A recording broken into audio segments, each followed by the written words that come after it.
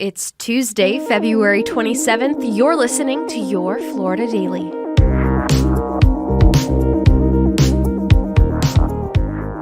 I'm Katrina Scales. 13 people have been arrested more than a year after 6 people were shot along a road in Seminole County, leaving an innocent woman dead.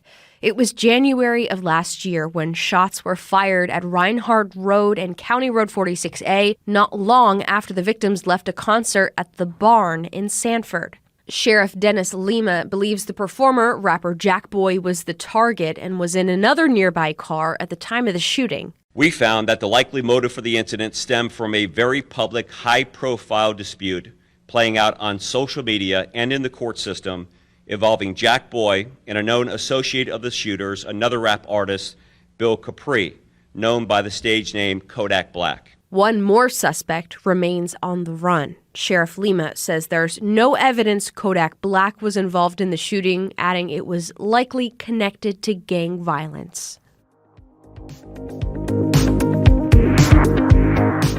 The first confirmed case of measles has now reached Central Florida. The Department of Health says the highly contagious and potentially deadly virus was contracted by someone in Polk County. The travel-related case was reported between February 19th and 25th by a man in his early 20s. It's the first adult infected this year in the state and follows an outbreak in South Florida. Measles has been spreading through Manatee Bay Elementary in Broward County. The school confirmed 8 cases, all involving children. We're doing everything possible here at the school with cleaning and changing air filters.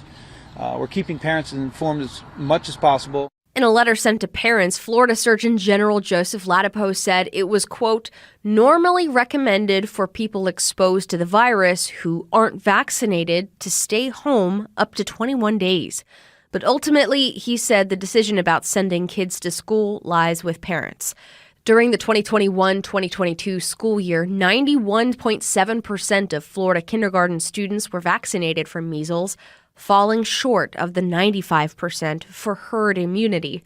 So far, the CDC reports there have been 35 cases of measles across 15 states.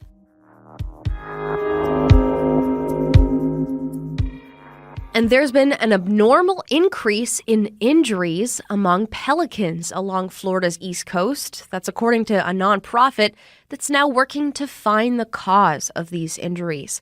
The Florida Wildlife Hospital posted to Facebook this week asking for the public to look out for any injured or deceased pelicans along coastal counties. Dr. April Greer, a veterinarian for the hospital, said most of the injuries they've been seeing coming in have been very bad fractured wings. She's seen more than 20 cases a week, which sparked an investigation with the Florida Fish and Wildlife Conservation Commission. Investigators say it's too early to tell what is causing the injuries, but they did speculate that the pelicans could have been hit by boats offshore or by cars.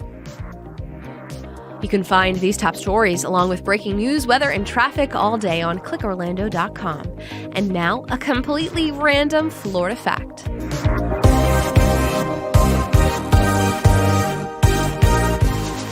In the early 1940s, Zephyrhills Army Airfield served as a training ground for hundreds of Army pilots during World War II.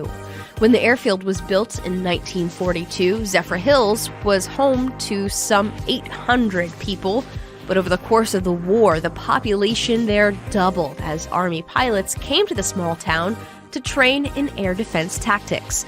The Army's 10th Fighter Squadron were stationed there, which later supported Allied ground forces during the invasion of Normandy. You can check out the Zephyrhills Museum of Military History to see period weaponry, military uniforms, wartime supplies, and archival photographs. Your Florida Daily is produced by News 6 WKMG in Orlando. I'm Katrina Scales. Subscribe for new episodes wherever you like to listen.